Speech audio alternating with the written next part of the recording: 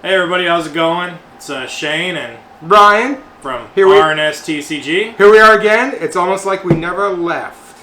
It's almost like I'm drinking the same thing. It's almost like I'm drinking the same thing. I can't show it because I don't know if we'll get demonetized. But we're not even monetized yet, so how can we get demonetized? We might be double demonetized. So they'll make us pay. Yeah. Oh, you're right. It's it's got Uncle Sam. Yeah. Get his claws in you. Anyways, we're doing another Battle for Baldur's Gate Commander deck. This time we are doing the black and white deck. Party time! Also another deck I have. In my opinion, is as great as the previous deck was, which was the black and blue mill horror deck. I think this is a better deck. I've played them both.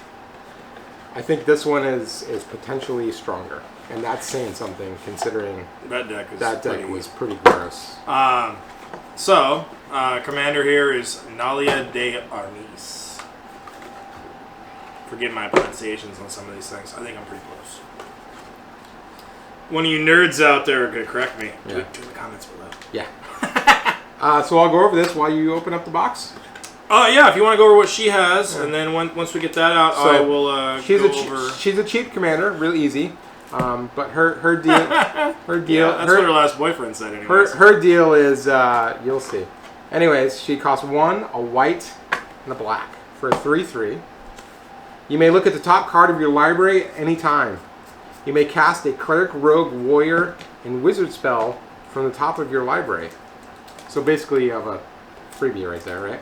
At the beginning of combat on your turn, if you have a full party, which would be all cleric, rogue, warrior, and wizard, you put a +1/+1 counter on each creature you control, and those creatures gain death touch until end of turn. Gross. Now, the thing about this deck is, you'll see, there's a card, I believe it's an enchantment, or creature, or something. Well, basically, we'll get to it here. We'll get to it, but oh, damn it. Getting a full party is like butter. Yeah, like, even a full party is not hard. Even if you've got like 4 clerics or 5 clerics, that's a full party. You'll see. Trust me, it's disgusting. Yeah. And every turn. Whoa! And every turn. Explosion. That's what she said. Yeah. Every turn they're getting bigger and bigger and bigger and bigger. That's what she said too. Right. So, he explained her. Let me, just because we did this with the last one, let me open this and let me read the little caption on here real quick. Ryan's going to cherry pick through some cards that we want to talk about here. If you want to pick through some ones that you want to talk about. Yeah. And then I'll read this real quick and we'll start going through some of the better cards in the deck.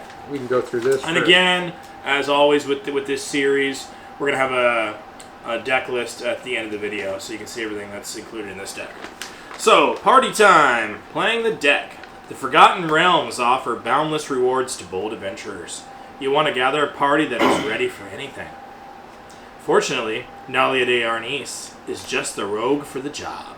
Amp up this deck's synergies by assembling a party on the battlefield. You'll need at least 1 cleric, rogue, warrior, and wizard to reach full strength. Once your party is in place, you'll need to protect them and keep some backup members in your hand just in case the board gets swept. Fortunately, even if a horrible catastrophe comes to pass and your current party doesn't make it out alive, you can always recast Nalia from your command zone and use her ability to rebuild from the top of your library. Carefully choose when to deploy your party members, build an army, and chip away your opponent's life totals on the way to victory. All right. And that pretty much sums up how this deck rolls. So we can go over. I'm going to go over the first one here, which is the background, the legendary background, if I can find it. Oh, you're not going to go over this foil one on top here? No, I'm going to go over. Okay. Changing it up here. Right here, folk hero, which it's a background, so it goes with your commander basically. Right. It's 1 and a white. Super easy, right? Here it is. Commander creatures you own have, whenever you cast a spell that shares a creature type with this creature, draw a card. This ability triggers only once each turn. So she's a rogue, human rogue. So every time you draw a human, or a rogue, right? You get to draw a card. Shit, that ain't bad. So, Not bad card at all. draw. Yeah. Here you go. You want to talk about that guy? Yeah, let's talk about the foil one here. You know, you always get a foil one on top with these decks in particular here anyways. We have Barakos, Party Leader. He's 3 and 1 black. He's a 2/4. He is a legendary creature orc. Like I said, he's foil. Ooh. Barakos Party Leader is also a cleric, rogue, warrior, and wizard. So there's your full party right there. You got your full party. He's all of the above. Whenever Barakos attacks, defending player loses X life, and you create X treasure tokens. Gross. Where X is the number of creatures in your party. So what, 4 or 5? Oh, so here's the background deal. Choose a background. You can have a background as a second commander. That's how you get your background to start with. Yep. You have that. We were talking about this in the last video. We're a little behind on the whole background. Oh, so that's thing. how you. That's your That's second. how you start with it. That's your second commander It's right there. basically This one it's partner. or those two. Yes. Like partner, but it's Yeah. you get the background with it. Yes. So I turn that light on. Do that. It's getting a little dark in here. That may not help. It helped a little bit. Try blinds a little bit. This will be edited out. So Keep coming. fuck you all. That looks good. All right, let's do this. All right. All right. Go on. So here's another one, another main one. Thwart the Grave, 4 and 2 black. It's a sorcery. The spell costs 1 less to cast for each creature in your party. So basically, if you have a full party, it's 1, 2, 4 less, right? So just 2 black. All you gotta have is Barakos out. Yep. You're good. Return target creature card and up to 1 target cleric, rogue, warrior, or wizard card from your graveyard to the battlefield. Pretty good one. So here's where it gets weird. This deck is mostly filled with shapeshifters. Like this one here. Irregular Cohort. 2 and 2 white. It's a 2/2 shapeshifter. Has changeling. So he's every creature type. So that's your whole party. That's your whole party right there. Plus it's a human. Everything. Yeah. Right. When he enters the battlefield, create a 2/2 colorless shapeshifter creature token with changeling. So again, You're just making for 4 mana, you get 2 2/2 changeling creatures. Yeah. That are every party member. I mean, it writes itself here. This deck builds fast. I like the name of this one. Crib Swap. Yeah. We'll try to put a picture on the screen for this one. It's funny. This you got this. She's a Kithkin. Kithkin. Yes, that's what I'm looking for. Thank you. She's a Kithkin, and obviously that's a little orc or goblin in there. I think it's an orc because he's green. Little orc baby in there, and she's like, yeah. No, that's a changeling. That's in there. Ah, well, he done fucked up. He changed to the wrong thing. Trying to blend in and be her baby. Yeah. Anyways, changeling. It's a tribal instant shapeshifter. 2 and a white. Crib swap. Changeling. This card is every creature type. Exile target creature. Its controller creates a 1/1 colorless shapeshifter creature token with changeling. Interesting. Even Mind Sensor. 2 and a white. It is a 2/1 flying flash. If an opponent would search a library, that player searches the top 4 cards of that library instead. That's a killer, considering how many That's of you, devastating. how many you of like those. Especially my zombie deck. Yeah, where you guys are constantly searching your deck for stuff. I got all the black tutors in that deck. Yeah. I got demonic tutor, vampiric But tutor. that's even like what's Gross. that? What's that one where you're searching for your deck through lands? Oh yeah, my Galta deck. Yeah. I'm searching for lands. Yeah, that's. Yeah, you're not doing that no more. Mage's Tenant's nothing to write home about. Mother of Runes. What is she? 1 white, a 1/1. You can tap her. She's a human cleric. Tap her. Target creature you control gains protection from the color of your choice till end of turn. That's a pretty decent card. Yeah. That's a pretty decent card. You can protect somebody that's being murdered. Well, and here's the deal too on that. Motherfucker over here's got a 12/12 Galta green dinosaur trample creature, Mm-hmm. and you go, my 1/1 has protection from green. Wow. Yeah. Galta stopped. Give you a couple here. Let's see. We got a Dwarf Cleric. Just that's nothing. Elf Wizard, Alliance, nothing. Valiant Changeling. I feel like so far looking through these cards, that's a decent card. Yeah. Except for he can't block, right? No, yeah. no. Can't block, can't be blocked. Yeah. But that's the kicker. He can't be blocked. So No. that's actually a really good card to beef up. Yeah. And he will. He'll get big real quick. That's what she said. So let's talk about him. Yeah, go ahead, talk about him, and then I'll get to my little anecdote after you talk about him. Changeling Outcast. He's a one cost 1/1, but he's a changeling, right? So he's every creature type. He cannot block or be blocked. Now remember, your commander every turn is going to put a +1/+1 on him. So by round 7 or 8, he's pretty big. He's pretty big, especially if you got him a starting hand. And here's my little anecdote I want to get to here. I feel like if you'd seen our last video, the Mind Flayers, there was a lot more of these cards where we're like, holy shit, this card, blah, blah, blah, These are blah, just blah. solid. These ones here, it's like they're more, I wouldn't say solid, they're more subtle. Like they play very well into the theme, and it's one of these things where it's like, when we read them, it's like, okay, yeah, it's not bad. It's not bad. But when you play it, you go, oh, the synergy is spot there. on. It's there. I played against this deck. My daughter played it. She killed me. She absolutely wrecked me with this. Here we go. Corpse Augur. His daughter always beats him. Yeah, it's true. She does. Corpse Augur, 3 and a black for 4/2. When he dies, draw X cards and you lose X life, where X is the number of feature cards in target player's graveyard. Not bad. You're trading life for cards. What?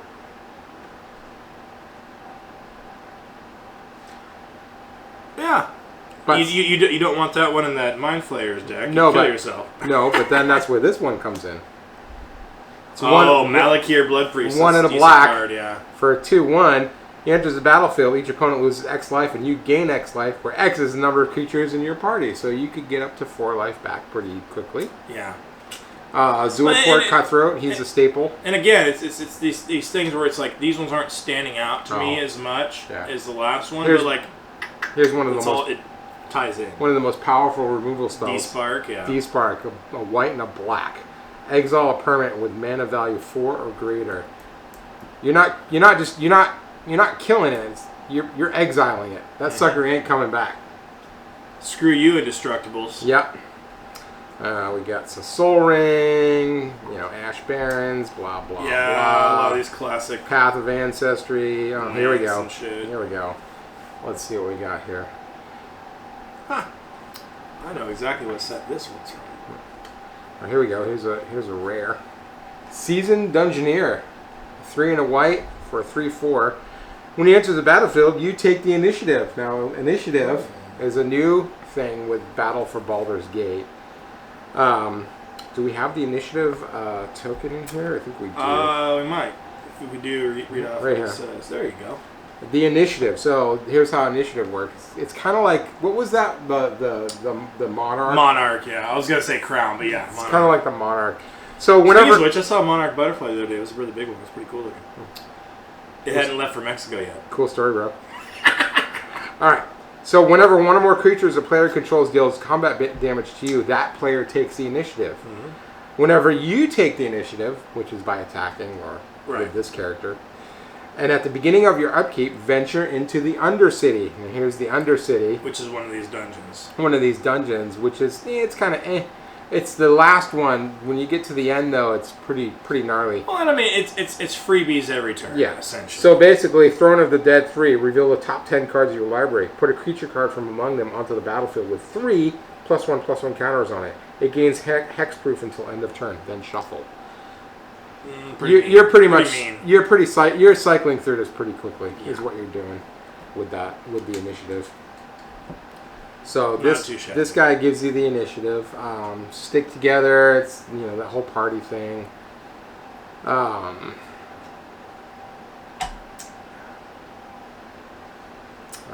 here's a good one. Here's a way to get your creatures back. Solemn Doom Guide. Solemn Doom Guide. 3 and 2 black for a 4/5 flying. Each creature card in your graveyard that's a cleric, rogue, warrior, and/or wizard has unearth for 1 and a black. Now unearth is for 1 and a black. Return the card to the battlefield. That creature gains haste. Exile it at the beginning of your next end step, or if it would leave the battlefield, Earth only as a sorcery. So basically, you can get it back real quick. Get him back for a one hit shot for 1 and a black is cheap, especially if you got something with flying or trample or some big nasty guy. Yeah. Why not? Here's how you get all your creatures that are probably middle of the pack, 4, 5, 5, 6s. Here's how you get them to attack through. Archpriest of Iona for 1 white. It's a star for 2, a star and a 2. Archpriest of Iona's power is equal to the number of creatures in your party, so it could be a 4/2. But here's the kicker: at the beginning of combat on your turn, if you have a full party, target creature gets +1/+1 and gains flying until end of turn. Oh, here's your board wipe. Austere Command for 4 and 2 white. Choose 2. You get to choose 2. I pulled this on you guys. Starting to see some of these better cards in here. Yeah. Now that I'm looking through. Destroy all artifacts. Destroy all enchantments. Destroy all creatures with mana value 3 or less. That's unless you got tokens, right? Mm-hmm. Destroy all creatures with mana value 4 or greater. And you choose 2 of those. And you choose 2. So you could do the 4 or greater and the 4 or less and do a full board wipe if you wanted. And but if they got some nasty artifacts, I mean. And that's pretty much it for mine. What do you got? I wanted to speak on this one because not only does the picture show exactly where this one came from originally, but I remember. Oh, Eldraine. Amonkhet. Oh. We're going back a ways. Wow. Dusk. Oh, and Dawn. Dusk and Dawn. Yeah. Or as I like to call it, from dusk till dawn. But, I mean, you look at this picture here. Look at that. Hey, look at your phone. Oh, yeah. Oh, yeah, no, that's Amonkhet. Amonkhet, yeah. This one was a good one back in the day for Amonkhet. So, you play the Dusk regular. It's 2 and 2 white. It's a sorcery. Destroy all creatures with power 3 or greater. So, basically a board wipe. And then the Dawn for 3 and 2 white. It's a sorcery. It has Aftermath, so you cast this from your graveyard, then you exile a card. Return all creature cards with power 2 or less from your graveyard to your hand. And these, all the creatures in here. And most of them are smaller creatures. They're small creatures, right? Yeah. They don't, look, see, 2/1. Well, and here's the deal. 2/1. You're board wiping everybody's big creatures, and then you bring them back later. Yeah. If somebody else board wipes after that, because they're pissed, because now you got a bunch of 2/2s and 3/3s out there, right? After you board wipe the Dusk, they're like, well, screw you. I'm going to board wipe you. Boom. You get all your little guys back. They got nothing. Game over. Yeah. 8.5 tails. Costs 2 white. It's a 2/2. Again, with the theme of 2/2s. Legendary creature, Fox Cleric. What does the fox say? Hey, if he had one more tails, he'd be fucking, 9 tails Pokemon. I was going to say 9 tails. They had to cut it off a little short there. So what he has for 1 and a white, target permanent you control gains protection from white until end of turn.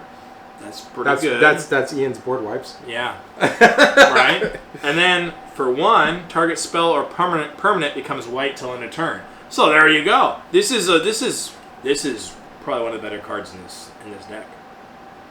Because you could turn anything white and then have protection from white. Yeah. So even a black board wipe. Oh, or black and blue board wipe, or whatever. You make it white. That's a decent card. Frontline Medic. 2. Oh, Glorious Protector here. 2 and 2 white. It's an Angel Cleric. It's a 3/4 with flying and flash. When it enters the battlefield, you may exile any number of non-angel creatures you control until it leaves the battlefield, and it has a tail of 2 and 1. So basically, you can save all your creatures. Save your creatures from board wipe because he has flash. Yep. So I was laughing when he was going through. I saw this guy. I have this card from whatever set it came out in. We're talking years and years ago. Yeah. Jazzle Goldmane, legendary creature, cat warrior, 2 and 2 white. So I got this card years ago at Shane's Cards here in Renton, Washington. Not to be confused with this Shane. They got that machine you put 50 cents in. Oh, yeah. More and I love that thing. It's fun. So they got one of these machines. You put 50 cents in, push the thing in, you pull it out, and you get like 3 to 5 cards, right? Yeah. It's fun. It's a cool deal. I got this card years ago from that, and yeah, I thought that was kind of cool that I'm seeing it again now. Anyways, so he is a 4/4 for 2 and 2 white with first strike. For 3 and 2 white, attacking creatures you control get +X till end of turn, where X is the number of attacking creatures. With this deck, that could be a lot. That's a lot, yeah. All right. Hey, Yeah. tell your bitches leave you alone. Let's see here. Magus of the Balance, 1 and a white for 2/2. For 4, or is that 4 and a white? Yeah, 4 and a white. Tap him, sacrifice him. Each player chooses the number of lands they control equal to the number of lands controlled by the player who controls the fewest, then sacrifices the rest. Players discard cards and sacrifice creatures the same way. If there's one thing... So this is land, creature, Yikes. and discard. So... Oh, wow. If there's one thing in Magic that's almost impossible to recoup from, It's land destruction. it's land destruction. Yep. All right, here's another. Land destruction is nasty, which is usually red shit. Yeah. But white? Yeah. Yeah. Here we go for another mythic. Mikas, the Lunarch, X and a white, 0/0. Enters the battlefield with X +1/+1 counters on it. He's a human cleric, by the way. You could tap him, put a +1/+1 counter on him. Not bad. Tap him, remove a +1/+1 counter from him, and put that on each creature you control. Each? On each other creature you control. So you tap. Gross. He's got like, you spend 10 mana on him. I know. He's gross. Tap him. You take a +1/+1 off him, and all your creatures get +1/+1. You know what this deck is missing? Proliferate. Oh. Like my Atraxa deck you guys love so much. Disgusting. Oh Jesus. Oh yeah, that's a good one too. Mirror Entity, 2 and a white for a 1/1 changeling.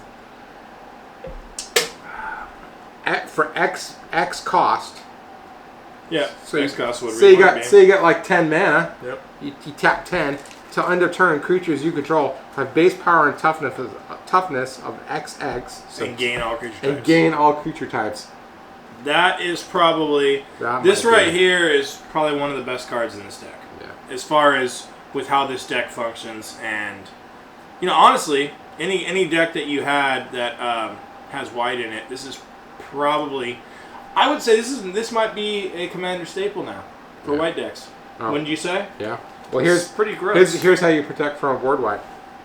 1 and a white. Well, there's more than a few ways. 1 and a white for a 2/1 flying. Sacrifice it. Creatures you control gain indestructible until end of turn. Well, you know how you protect from board wipe? You go real old school and you go circle protections. Yeah. Wow. But they haven't brought those back yet. Yeah, Yet. It's coming. I'm telling you. Another return card. How long you? Next. Personal opinion. How long you give it next before circle protections make a comeback? Next set. It's been a long time since they've been reprinted. I'd say within the next year or two. They're going real heavy focus on artifacts and shit lately. Here's another one. Squad Commander for 3 and a white for a 3/3. Enters the battlefield, create a white 1/1 core warrior creature token for each creature in your party, so you could have up to 4. Yep. At the beginning of combat in your turn, if you have a full party, which you will, you'll have quite a number. With this deck, you're going to. Creatures you control get +1/+0 and gain indestructible until end of turn, so they attack and they can't die. There you go. Creatures you control gain indestructible until end of turn, unbreakable formation. It's an instant, 2 and a white. Has an addendum. If you cast a spell during the main phase, put a +1/+1 counter on each of those creatures, and they gain vigilance until end of turn. So you cast this before pre-combat. They can't die. They get +1/+1 and vigilance. They all attack. They're not tapped. That's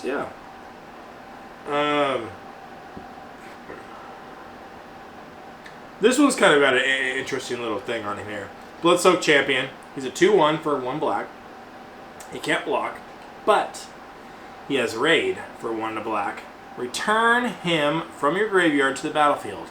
Activate only if you attack this turn.